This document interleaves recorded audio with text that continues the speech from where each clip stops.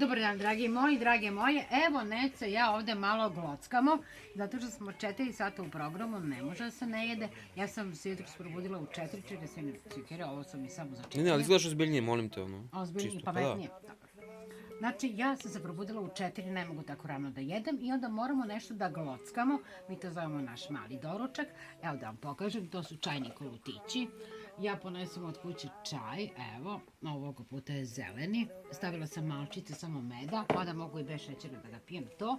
Onda jedemo ribice, prvo slano, posle slatko ribice. Fine su, mekne, tope se. I Neca voli mnogo grisine, mi grisine ponekad jedemo.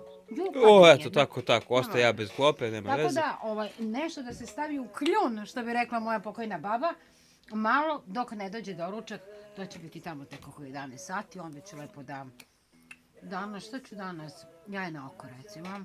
I neko povrće, ako nađem nešto da nije baš najskuplje. I tako mi svako jutro. Ćao!